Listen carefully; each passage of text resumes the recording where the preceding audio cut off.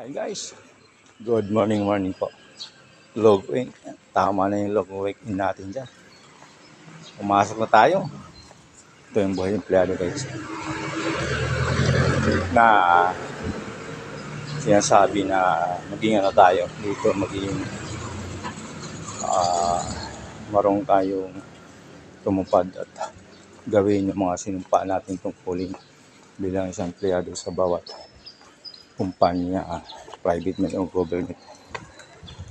Kasi guys, dito yung pag may mga company during December time ay dito nakikita yung nagiging worth it mo sa company kung pagdating ng bigayan ay may kunting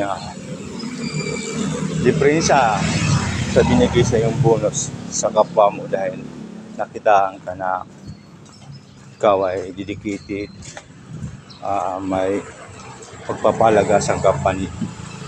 Diyan, yung marunong ka makisama at lahat ng activities mo ay nagagawa mo ng tama.